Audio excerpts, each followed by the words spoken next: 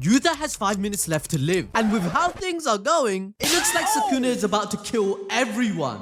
Rika is crying with his dead body, and Yuta's plan to use Gojo's power has been revealed. We are witnessing the final domain clash before his timer runs out, as chapter 262 showcases how Yuta will copy Gojo's strategy to tackle Sukuna's open barrier. Let's go down memory lane to explain why Yuta is trying to copy Gojo. Well, in chapter 228, Gojo created a small basketball-sized domain because he could strengthen it from the outside, which would allow his timer inside to last 3 minutes before Sukuna's slashes would destroy it. Gojo was capable of creating this compressed domain because of his experience in the prison realm. He trapped Sukuna's domain within his own barrier and then shrank it instantly to compress both of them. In other words, he found and exploited the weak point of open domains, as even in chapter 262, Sukuna is forced to restrict the effective range to only the outline of Yuta's. This leaves no option to escape, and it all boils down to a pure clash between their domain strength as well as endurance, wherein Gojo knew a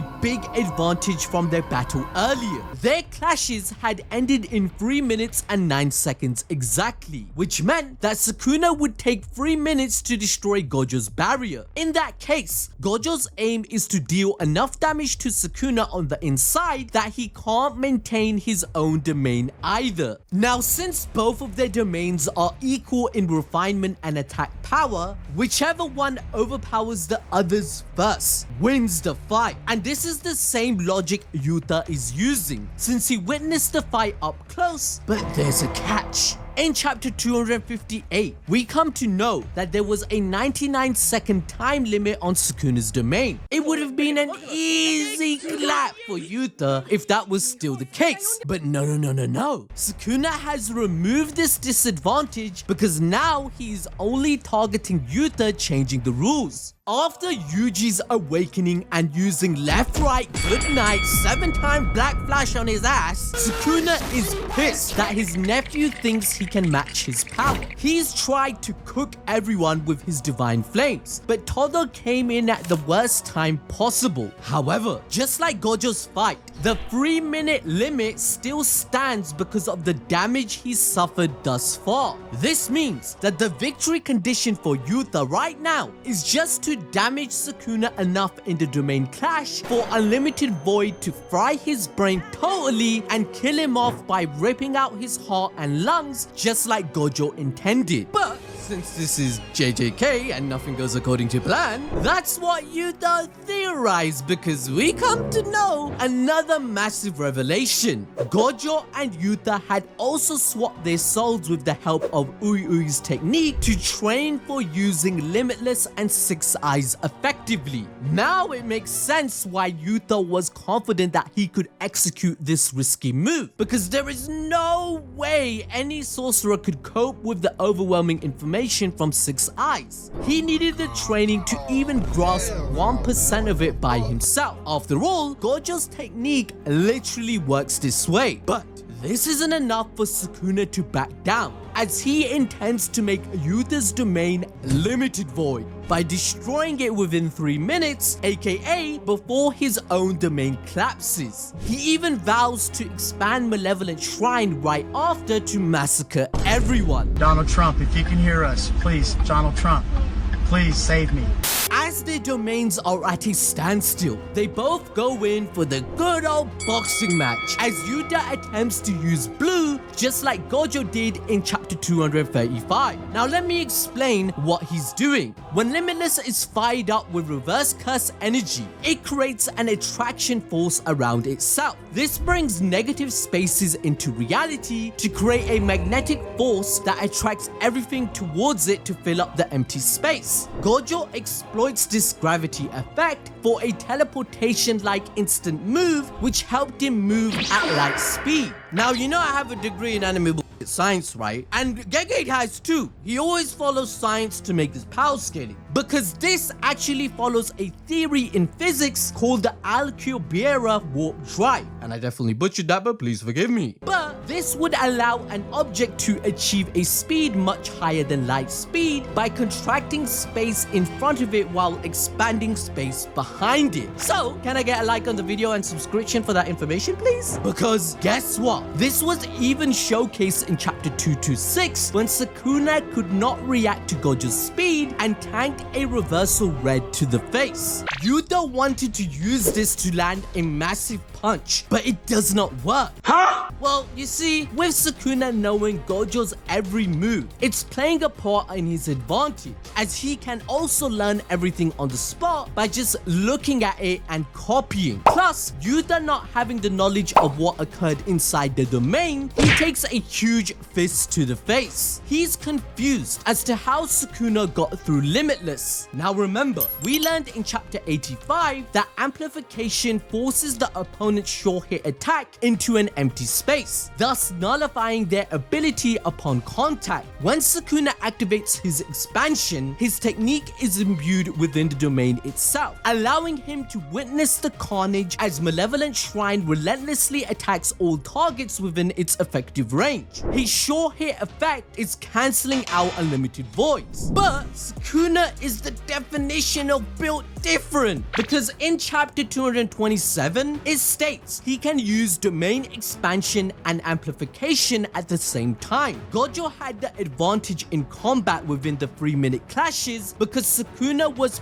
purposefully putting himself at a disadvantage, which even Gojo wondered why, and he isn't using any other curse technique. Well, the answer to this was because Sukuna was secretly making Mahoraga adapt to Unlimited Void by chapter 229. But, huh? Wait a second, shouldn't Yuta have all this knowledge already since he has Gojo's memories? The 10 Shadow and Mahoraga don't even function anymore. Sukuna has no left arms and half his energy reserves, so Yuta's advantage should be even greater than what Gojo had. Well, as we all know, Yaga confirmed that the body and soul are made up of information, and the seance technique reinforced that idea, where you must summon the soul or body's information to contact the dead. Even in chapter 212, it said incarnated sorcerers receive information about the modern era from the vessel's brain, yet they have to read the vessel's memories to impersonate them. That means Yuta must read. Read! So since Yuta only took Gojo's body like 2 seconds ago and straight away went into battle, all his memories haven't been transferred yet. On the other hand, someone like Sukuna is an expert at doing this since he has been in multiple vessels over 1,000 years and performs tasks like this in an instant like he did against Hana to exploit Megumi's memories. Wait, Adil, in chapter 230, Sukuna literally told Gojo what he was doing out loud outside the domain. Plus, they're also hearing audio since they listened to Gojo say there's only 3 spins left to Mahoraga in chapter 231. So why is Yuta shocked? Okay, listen. Yuta ain't Satoru freaking Gojo. Gege is very sick, and he obviously forgot. Cut him some slack because it's just a minor plot hole. I haven't a clue what's going on here. The scene transitions to Rika crying as Yuta's dead body lies there with 5 minutes left to live. Now, the good thing is at least Shoko had the audacity to actually do something about it and stitched him back together. But remember, these two made a promise to marry, but Yuta was forced to throw away his humanity and go back on his word. Yuta is the one cursing Rika because he loves and cares for those around him too much to ever want to let them go and make them feel pain. He is motivated by his friends, calling himself blessed for having them. However, this theme of love is rooted even deeper in his character. Remember when Gojo mentioned his lineage is even more blessed than himself? Yuta might be a descendant of both Michizane and the Fujiwara clan. So shout out to Shad's Manga Only on X for catching the small details about Kinjaku's hair and attire in this chapter. Take a look at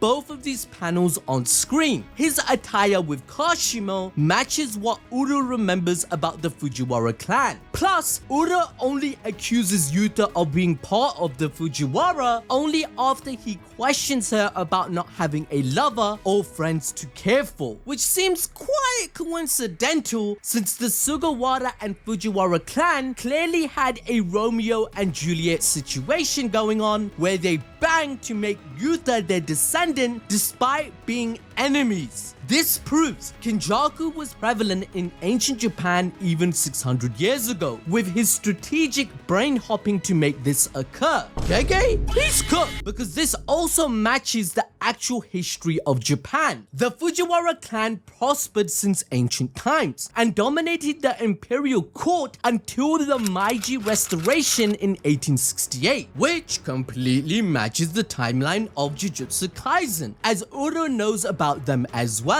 Basically, in the past, the Fujiwara clan became jealous and conspired to convince the emperor that Michizane was plotting against them. He was essentially the Gojo of his generation, extremely talented, well-liked, and very powerful. However, they succeeded in getting Michizane banished, where they stopped him from teaching, working, and being influential despite his innocence. As a result, Michizane became a vengeful spirit upon death, just like in Jujutsu Kaisen, where Kyoto suffered calamities. Now, we only know of one person who would try to use such a drift between clans to his advantage, which he did even in modern times, taking over the Kamo clan and destroying the three major families. He must have moved within both clans to add fuel to the fire, as well as obtain more influence or reach. That means Yuta might be the result of Kenjaku meddling with these clans. This is why Yuta's ancestry might be traced back, and it would make sense why he's the most naturally blessed in the series, as Satoru Gojo said. But if we want to make this a bit more crazy, what if Kenjaku did the deed himself using the Kenjutsu? That would complicate Yuta and Yuji's family tree even more, making them brothers. What? Bro, what are you talking about, man? I mean, this is Gege. Anything is possible. The copy technique does work on similar principles as brain hopping, and in other words, Yuta's technique can very well be an evolution of Kenjaku's. However, to debunk this, why didn't Choso feel Yuta as a brother too? Well, it could be that the blood diluted heavily over 400 years. But don't take this part of the theory that seriously. Let me know what you think in the comments, because what we should take seriously is that Yuta has 5 minutes left to live. Remember in chapter 261, we were given 3 options regarding Yuta's death. What would happen once the time limit ran out? Option number 1 stated, brain swap always has to be active, and if it's not, then Yuta will die. But the thing is, this option can be debunked if Gege remembers his story. Shout out to this subscriber on screen right now for pointing it out too. Now, the characters giving their opinions were not around during Kenjaku's fight against Yuki. In that battle, Kenjaku actually suffered curse technique burnout in chapter 206. And then Yuki said in chapter 205 that if more than 3 to 4 techniques are used, then his brain would be overloaded. That means if he did burn out, but the technique is always required to be active, Kenjaku should have died then and there, but he didn't. As a result, option 1 doesn't seem plausible, which leaves us with 2 and 3, or the cursed doll technique that Principal Gakuganji learned coming into play to save Yuta's life. Now, to enjoy more peak fiction, watch this video about Yuji's family tree as I break everything down step by step, as it's very complicated and you guys are confused.